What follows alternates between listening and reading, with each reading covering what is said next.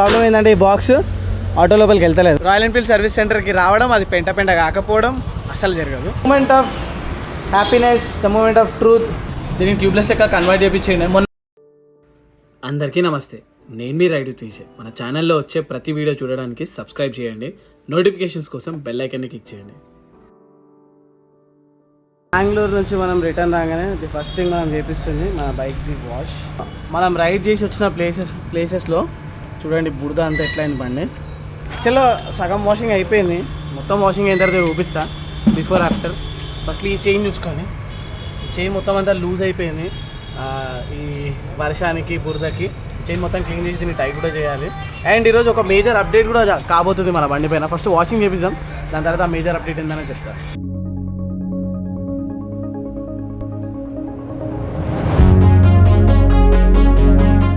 చలో, మొత్తం అంతా రెడీ అయిపోయింది సావిత్రి.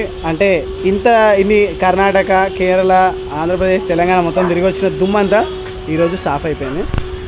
సో ఫస్ట్లీ అందరికీ హాయ్, హలో, నమస్తే, ఆదాబ్. This is Vijay. Welcome back to my YouTube channel ride with Vijay. ఈరోజు సావిత్రి పైన ఒక మేజర్ అప్డేట్ రాబోతుంది. ఈ అప్డేట్ అంటే ఈ యాక్సెసరీ కొని దగ్గర 1.5 month అయింది. అండ్ రాయల్ ఎన్ఫీల్డ్ నుంచి నాకు 4-5 days కింద కాల్ వచ్చింది, మీ యాక్సెసరీ వచ్చింది, వచ్చి పిక్ చేసుకోమని చెప్పి. అంటే వెనకాల బ్యాక్గ్రౌండ్ నాయిస్ కూడా వస్తుంది అనుకుంటా. సో మనం మైక్ కనెక్ట్ చేసాం, హెల్మెట్లా కనెక్ట్ చేసి మోటో బ్లాగ్ చేసుకుంటా నేను అందరితో మాట్లాడతాను. Mic test 1 2 3. I hope mic అంతా క్లియర్ ఉంది అనుకుంటా. అండ్ సో మన సబ్స్క్రైబర్స్లో ఎంతమందికి తెలుసు బండి వాషింగ్ చేయకపోతే మైలేజ్ పైన ఇంపాక్ట్ ఉంటుందని చెప్పి? తెలియదు కదా. సో బేసిక్గా ఏమవుతుందంటే, మనము బండిని బాగా బురదలో కానీ, వర్షంలో కానీ, డస్ట్లో కానీ నడిపించినప్పుడు వీల్ మూమెంట్ అనేది కొంచెం జామ్ అయిపోతుంది. సో మనం ఎప్పుడైతే థ్రాటల్ ఇస్తామో, థ్రాటల్ ఇట్లా పవర్ వద్దాగానే ఏదైతే స్మూత్గా వెళ్తుందో బండి ముంగటికి, అంత స్మూత్గా వెళ్ళదు. ఇంకొంచెం పవర్ అనేది ఎక్కువ కన్జ్యూమ్ చేస్తుంది. లేకుంటే ఇప్పుడు బండి ఇట్లా ముందుకు వెళ్తూ ఉంటుంది, క్లచ్లో తొందరగా ఆగిపోతుంది, మళ్ళీ మనం థ్రాటల్ ఇస్తూ ఉంటాం. సో దానివల్ల మైలేజ్ పైన లైట్గా, అంటే చాలా లైట్గా ఎఫెక్ట్ ఉంటుంది. మా అంటే ఒక 1/2 kilometer 1 kilometer అంతకంటే ఎక్కువ ఉండదు అనుకోండి. కాకపోతే మనం ఎప్పుడైతే బాగా మంచిగా మన బండిని నీట్గా పెట్టుకుంటామో, డిస్కులు కానీ బేరింగ్స్ కానీ స్మూత్గా మూవ్ అవుతాయో, మన బండి ఇంజన్ పైన స్ట్రెస్ తక్కువ ఉంటుంది. అండ్ మైలేజ్ అనేది ఇంప్రూవ్డ్ ఉంటుంది. మనం నడిపించేటప్పుడు మన డ్రైవింగ్ ఎక్స్పీరియన్స్ కూడా జబర్దస్త్ ఉంటుంది. ఇప్పుడు ఏకదమ్ స్మూత్ అయిపోయింది. అండ్ మన బండి పైన బిగ్గెస్ట్ అప్డేట్ ఏంది అంటే, మీ అందరికీ గుర్తుంటే రాయల్ ఎన్ఫీల్డ్ 450 ట్యూబ్లెస్ రిమ్స్ తోటి లాంచ్ చేసింది బండి. కాకపోతే బండి ఎప్పుడైతే లాంచ్ చేసిందో ట్యూబ్లెస్ రిమ్స్తో లాంచ్ చేసింది, కానీ బండి సెల్ చేసేటప్పుడు ట్యూబ్లెస్ రిమ్స్కి అప్రూవల్ రాలేదు. సో చాలా బండ్లకి ట్యూబ్లెస్ రిమ్స్ ఇవ్వలేదు. అండ్ రీసెంట్గా 2 months కింద అలా ట్యూబ్లెస్ రిమ్స్ని లాంచ్ చేశారు. ఎవరైనా యాక్సెసరీ లాగా కొనుక్కోవచ్చు. అండ్ కొనుక్కోవాలనుకుంటే 12,500 rupees పడుతుంది అనమాట. అయితే నేను ఆల్రెడీ కొనుక్కున్నా, ఎప్పుడైతే లాంచ్ అయినా అప్పుడే కొనేసిన. కొన్న తర్వాత 1.5 monthకి హైదరాబాద్కి పంపించారు ఇప్పుడు మన బండికి. అవి ఆల్రెడీ ఇప్పుడు హైటెక్ సిటీ బోల్ట్ షోరూమ్లు ఉన్నాయంట. సో వెళ్ళి ఆ ట్యూబ్లెస్ రిమ్స్ ఎట్లా వస్తున్నాయి ఏందన్నది చూసి పిక్ చేసుకుందాం. అండ్ ఆ ట్యూబ్లెస్ రిమ్స్ మన బండికి ఫిక్స్ చేపిద్దాం. సో ట్యూబ్లెస్ రిమ్స్ ఏంటంటే సంవత్సరం అయ్యప్ప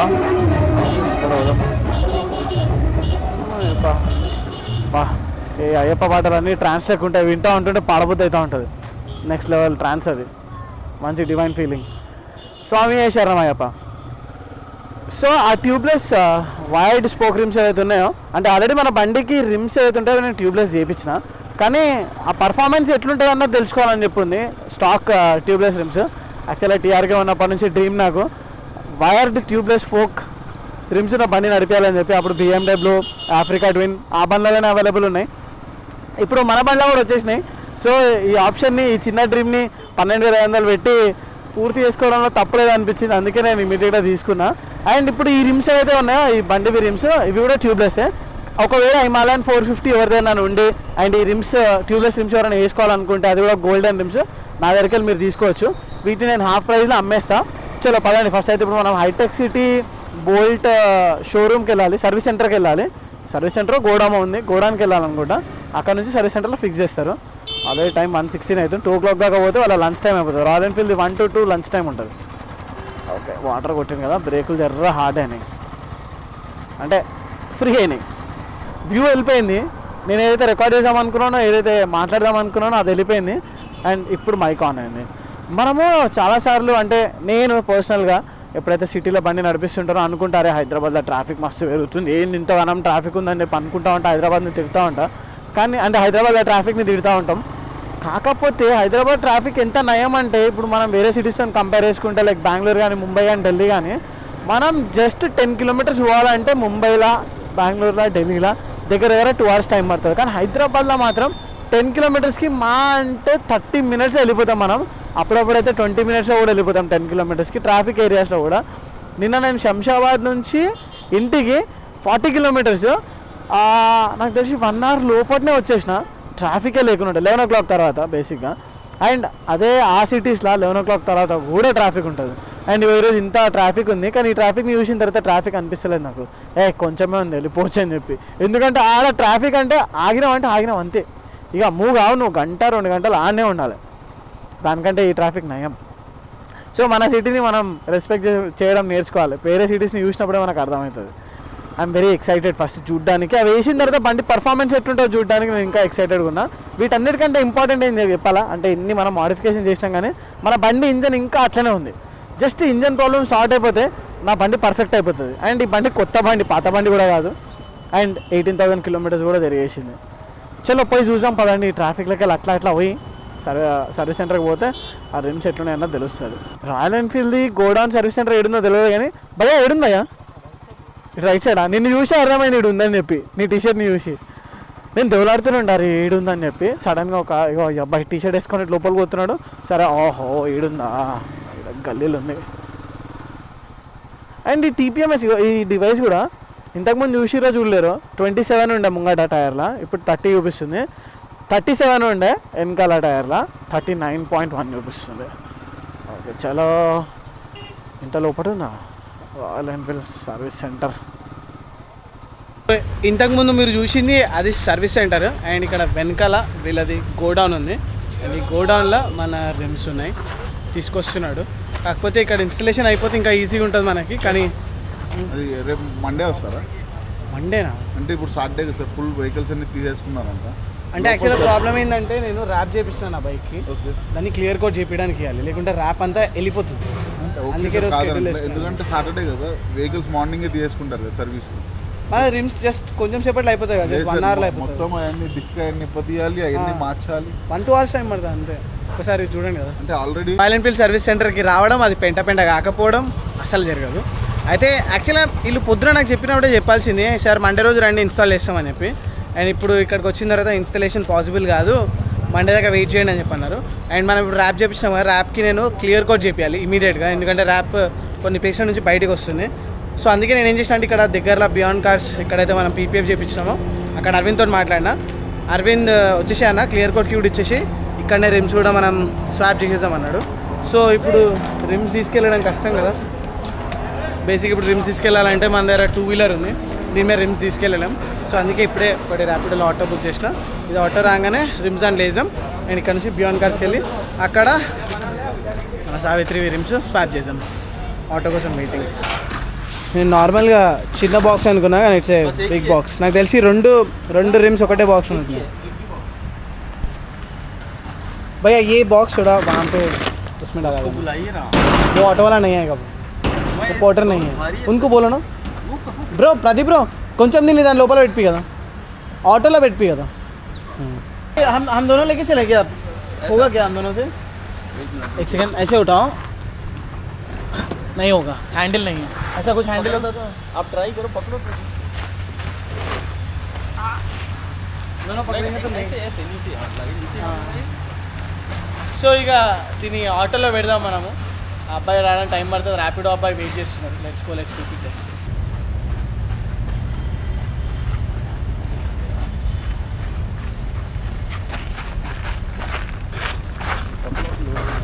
సో ఇప్పుడు ఈ ప్రాబ్లం ఏంటంటే ఈ బాక్స్ ఆటో లోపలికి వెళ్తలేదు. సో దీన్ని ఓపెన్ చేసి పార్ట్స్గా పెట్టేద్దాం, బెస్ట్ అది.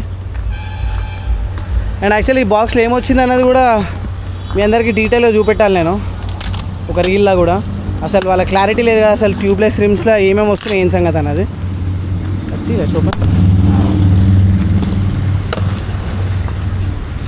సెక్యూరిటీ అంకుల్ బాగా హెల్ప్ చేస్తున్నాడు నాకు. अभी आ जाएगा ना, ये 2 डब्बा इधर लगा देंगे ऐसे निकाल के. ठीक है, ఫస్ట్ ఇవి లోపల పెడితే తర్వాత నేను రికార్డ్ ఇస్తాను. సో ఇంత పెద్ద డబ్బాల 3 బాక్సెస్ వచ్చినాయి. ఐ థింక్ అది ఫ్రంట్ ట్రిమ్ కావచ్చు, ఇది వీల్ హబ్ కావచ్చు, అండ్ ఇదేమో వెనకాల వీల్ కావచ్చు. సో వీటిని జాగ్రత్త ఆటోలో పెట్టేసి ఓటీపీ ఇస్తే కాక పోతాడు, మనం వెనకాల ఫాలో చేసుకుని వెళ్ళిపోదాం. మనం మన ఆటోతోటి కలిసి వెళ్దాం. ఎందుకంటే అప్పుడప్పుడు గూగుల్ మ్యాప్ లొకేషన్ ఎట్లా చూపిస్తా అంటే పక్కకే ఉంటుంది, కానీ అక్కడెక్కడి నుంచో తిరిగి రమ్మంటుంది. సో ఇప్పుడు మనం ఇక్కడ హైటెక్ సిటీ దగ్గర ఉన్నాం కదా, ఇక్కడ యూటర్న్కి అచ్చడి నుంచి వెళ్ళాం అనుకో 100 feet రోడ్కి యూటర్న్కి కుక్కట్పల్లి దాకా పోవాల్సి వస్తుంది. అదే ఇక్కడ లెఫ్ట్ తీసుకుంటే మనం ఇక్కడ పక్క శిల్పారామం దగ్గర నుంచి యూటర్న్ చేసుకోవచ్చు. ఓకే, సక్సెస్ఫుల్లీ మన ఆటో మన వెనకాల వస్తుంది. ఏది కెమెరా ఇక్కడ కనిపిస్తుంది కదా, ఇదే మన ఆటో. అండ్ ముంగట జస్ట్ 50 meters 100 metersలో బియాండ్ కార్స్ ఉంటుంది. ఏడైతే ఇప్పుడు మన ట్యూబ్లెస్ రిమ్స్ మనం ఇన్స్టాల్ చేయాలి అక్కడ. There you go. Thank you so much. ఎంతైంది? నేను 130 కొట్టేస్తున్నా. చాలా కాన్ఫిడెంట్గా నేను చేసిన మిస్టేక్. బియాండ్ కార్స్వి 2 బ్రాంచ్లు ఉన్నాయి. ఒకటి ఇక్కడ మన మాదాపూర్ 100 feet రోడ్లో ఒకటి ఉంది, ఇంకోటి కాజాగూడలో ఉంది. నేను పోవాల్సింది కాజాగూడకి, సీదా మాదాపూర్ వచ్చిన.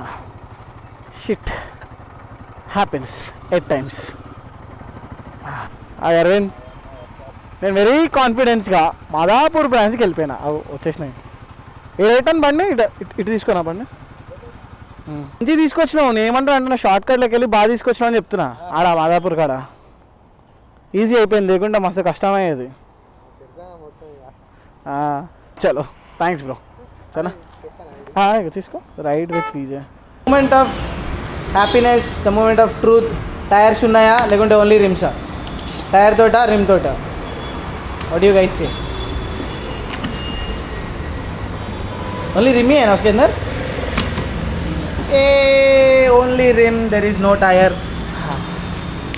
ఓకే, దీని ఓన్లీ రిమ్ మాత్రమే. బాక్సెస్ మొత్తం ఓపెన్ చేసినాం. అండ్ ఇక్కడ క్లారిటీ ఏంటంటే ఇది రేర్ది రిమ్. అండ్ ఈ రిమ్లో మనకి జస్ట్ రిమ్తో పాటు డిస్క్ వచ్చింది. అండ్ ఫ్రంట్ కూడా రిమ్తో పాటు డిస్క్ వచ్చింది. మీకు ఒకసారి ఓపెన్ చేసిన తర్వాత చూపిస్తా. అండ్ అదే కాకుండా ఒక ఎక్స్ట్రా బాక్స్ వచ్చింది కదా, ఆ ఎక్స్ట్రా బాక్స్లో ఈ హబ్ ఉందన్నమాట. నేను అన్నం కూడా తినలేదు, అన్నం ఆర్డర్ చేసుకుందామని చెప్పి ఫోన్ ఓపెన్ చేసిన. అండ్ నేను మర్చిపోయినా మళ్ళీ వీడియో దిగా మర్చిపోతా అని చెప్పి మళ్ళీ మీకు డీటెయిల్గా తెలియదు ఏముంటుందని. నాకు తెలిసి ఇది మనది ట్యూబ్ రిమ్ కదా, ట్యూబ్లెస్ లెక్క కన్వర్ట్ చేయడానికి ఇది ఎక్కడ ఫిక్స్ అవుతుందో తెలియదు, మళ్ళీ ఫిక్స్ చేస్తే మనకు అర్థమవుతుంది. సో ఇది రిమ్, ట్యూబ్లెస్ రిమ్. అండ్ ఇలా డిస్క్ వచ్చింది. టైర్ ఏం రాలేదు. చాలామంది టైర్ వస్తుందని చెప్పి అన్నారు. నేను కూడా అనుకున్న, ఆశించిన టైర్ వస్తుందేమో అని చెప్పి, కొత్త టైర్ వస్తుందని చెప్పి. కానీ కొత్త టైర్ అట్లాంటిది ఏం రాలేదు. ఏమో ఫ్రంట్ దానికి కూడా డిస్క్తో పాటు వచ్చింది. That's actually good part. కానీ రాయల్ ఎన్ఫీల్డ్ చేసిన పెయింట్ ఏంటంటే ఇది వాళ్ళు ఇన్స్టాల్ చేసేయాలి. ఇప్పుడు మనం ఇది ఆర్డర్ చేసినప్పుడు వెంటనే ఇన్స్టాలేషన్ ప్రాసెస్ కూడా సూపర్ క్విక్ ఉండాలి. కానీ మళ్ళీ నేను బయటకు వచ్చి ఇన్స్టాల్ చేయాల్సి వస్తుంది.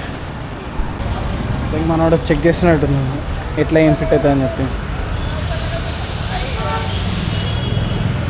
సో ప్రీవియస్లీ చైన్ దీనిపైన కూర్చుని ఉండే. సో ఇప్పుడు కొత్త హబ్ ఏదైతే ఇచ్చిరో దానిపైన వెనకాల స్ప్రాకెట్ కూర్చుంటుంది. అండ్ ఈ స్ప్రాకెట్ మళ్ళీ వెళ్ళి మన ట్యూబ్ ఏదైతే రిమ్ ఉందో, ట్యూబ్లెస్ రిమ్ ఏదైతే ఉందో ఈ రిమ్ వెనకాల సైడ్ కూర్చుంటుంది అనమాట. బికాస్ ఇది ఉంది కదా, ఇది చాలా వైట్ కాబట్టి బయటకు వచ్చింది. ఇప్పుడు ఈ స్పోక్స్ ఏవైతే ఉన్నాయో లోపల నుంచి వచ్చినాయి చూడండి. ఇది మన పాత రిమ్, దాని వెనకాల టైర్ తీసేసింది. పూరా పర్ఫెక్ట్ అన్నావు ట్యూబ్లెస్గా. సో ఇది మనం దీన్ని ట్యూబ్లెస్ లెక్క కన్వర్ట్ చేయించండి. మొన్న ఒక పంచర్ అయింది కదా, ఇదే కాపాడింది యాక్చువల్గా.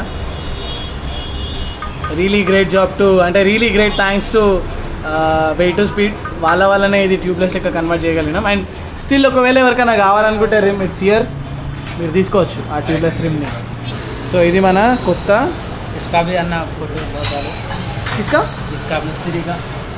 డాలుగా ఇక్కడ మన బైక్ పైన ట్యూబ్లెస్ రిమ్స్ ఇన్స్టాల్ అవుతున్నాయి. అండ్ నాకు ఫుల్ ఆకలి అవుతుంది. ఆల్రెడీ టైం 4:30 అవుతుంది. ఫుడ్ ఆర్డర్ చేసిన ఈరోజు. యాక్చువల్గా మన హైదరాబాద్లో ఫుడ్ ఆర్డర్ చేసి ఇమీడియట్గా రావాలి, కానీ రాలేదు, చాలా టైం పట్టింది. దగ్గర 45 minutes టైం తీసుకురావడానికి. ఫుడ్ వచ్చి థ్యాంక్స్ ఫుడ్ నాకు తెలిసి వేరే ఆర్డర్స్ కూడా చేసి వచ్చినట్టుండు.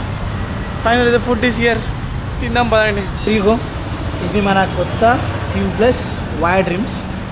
ఇది ఫ్రంట్ది. ఆహా, ఎన్నో రోజుల కల ఈరోజు పూర్తయింది.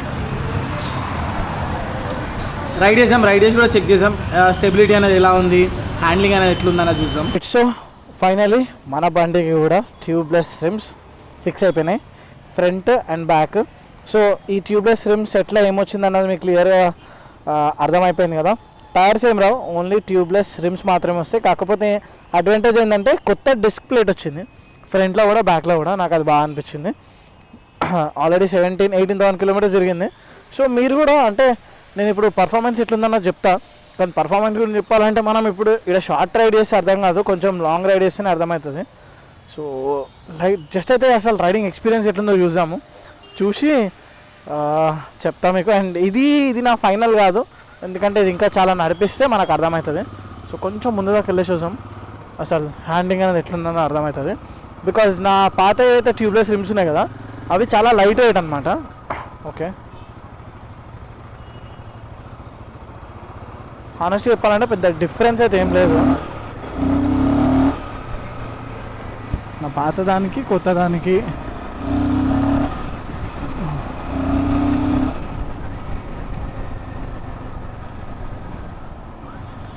అఫ్కోర్స్ కొంచెం వీల్స్ అయితే డిఫరెంట్ ఫీలింగ్ ఉంది హ్యాండిల్ పైన, కానీ అది ఇంకొంచెం లాంగ్ రైడ్ ఇంకొంచెం ఆఫ్ రైడ్ చేస్తే దీని డ్యూరబిలిటీ ఎట్లుందని అర్థమవుతుంది. ఇదంతా ప్లేన్ రోడ్ పైన నడిపిస్తున్నాం, జస్ట్ మనం టర్నింగ్ తీసుకుంటా. బట్ మెనరబిలిటీ కొంచెం ఇంప్రూవ్ అయిందన్నట్టు అనిపిస్తుంది నాకు కంపేరింగ్ టు దాట్. లైక్ నేను ఇట్లా టర్నింగ్ తీసుకుంటే ఆ రిమ్స్లలో కొంచెం కాన్ఫిడెన్స్ అనేది నేను లాగ్ అవుతుండే, అరే కొంచెం ఆగి కొంచెం స్లో చేసి తీసుకుందామని. కానీ now I can like okay slightly manoeuvrability is improved.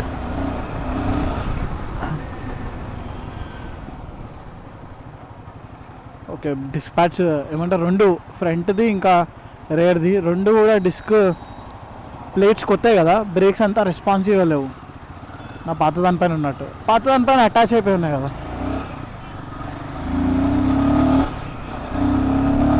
So I can suggest like కొనుక్కోవచ్చు, మంచిగా ఉంది, క్వాలిటీ చూడడానికి అయితే మంచిగా ఉంది, కానీ వాడడానికి ఇంకొంచెం చెప్తా నేను. ఇంకో అప్కమింగ్ బ్లాగ్స్లో ఎక్కడికైనా షార్ట్ రైడ్ వెళ్ళింది అనుకో, అప్పుడు ఇంకా అబ్బా ఏముంది అసలు సన్సెట్ క్రేజీ ఉండదు. సో ఇంకా షార్ట్ రైడ్ ఏమన్నా ఇంకా లాంగ్ రైడ్ ఏమైనా పోయినాం అనుకో 500-600 కిలోమీటర్స్, అప్పుడు నేను ఇంకా డీటెయిల్గా చెప్తా. సో ఇప్పుడు కొంచెం అయితే ఆగండి, కానీ ఇప్పుడు ఆర్డర్ చేసినా కానీ ఈ రిమ్స్ ఇప్పుడే ఆర్డర్ చేయకండి. కానీ ఎప్పుడైనా మీరు ఆర్డర్ చేసినప్పుడు మీకు ఇమీడియట్గా కూడా రిమ్స్ దొరకవు, దగ్గర 2 months దాకా వెయిట్ చేయాలి. నేనైతే లిటరలీ 2 months వెయిట్ చేసిన. September 1st కొంటే డిసెంబర్లో వచ్చినాయి, December 6th I think, December 3rdకో December 2nd అట్లా కాల్ వచ్చింది. కానీ నేను September 1st కొన్నా, November 1st డేట్ ఇచ్చారు, కానీ వచ్చే వరకు ఇంత టైం తీసుకుంది, 2 months లిటరలీ. అండ్ కరెంట్ అయితే రిమ్స్ అయితే ఇన్స్టాల్ చేసిన, ఇంకా ఫుల్ ఫ్లెజ్గా రివ్యూ నేను చెప్తా. ఒక 100-200 కిలోమీటర్స్ నడిపించిన తర్వాత ఫస్ట్ అయితే దీని పీపీఎఫ్ ఫస్ట్ అయితే ర్యాప్ పైన క్లియర్ కోట్ చేపియాలి. సో ఈ ర్యాప్ అంతా మంచిగా ఉంది, కానీ ఇక్కడ చూడండి ఇక్కడ లైట్గా బయటకు వచ్చింది, ఇక్కడ కూడా బయటకు వచ్చింది, ప్లాస్టర్ వేసిన, ఇక్కడ కూడా బయటకు వచ్చింది, 2-way ప్లాస్టర్ వేసిన. సో ఈ ర్యాప్ని మనం కాపాడాలంటే దీనిపైన క్లియర్ కోట్ చేయాలి. క్లియర్ కోట్ చేపిస్తే ఇక ఆ స్టిక్కర్ని ఎవరు పీకలేరు అని బయటకు కూడా రాదు. సో ఈ రిమ్స్ గురించి మీకు ఇంకేమైనా డౌట్స్ ఉంటే కింద కమెంట్స్లో చెప్పండి. సో కమెంట్స్ నేను రిప్లై ఇస్తాను. అండ్ ఈ వీడియో నచ్చితే ఏం చేయాలో తెలుసు కదా, తప్పకుండా లైక్ చేయండి, కమెంట్ చేయండి. అండ్ హిమాలయన్ 450 ఎవరి దగ్గర అవుతుందో, ఎవరైనా ఫ్రెండ్ దగ్గర ఉంటే ఆ ఫ్రెండ్కి డెఫినెట్లీ ఈ వీడియోని షేర్ చేయండి. పైకంటే ఇష్టం ఉన్న వాళ్ళకి కూడా ఈ వీడియోని షేర్ చేయండి. అండ్ ఇంతవరకు రైడ్ విత్ విజన్ని సబ్స్క్రైబ్ చేయకపోతే నా ఛానల్ని సబ్స్క్రైబ్ చేసుకోండి, రైడ్ విత్ విజన్. ఇంకో వీడియోలో కలుసుకుందాం. అంతవరకు టేక్ కేర్, టాటా బై, జై హింద్.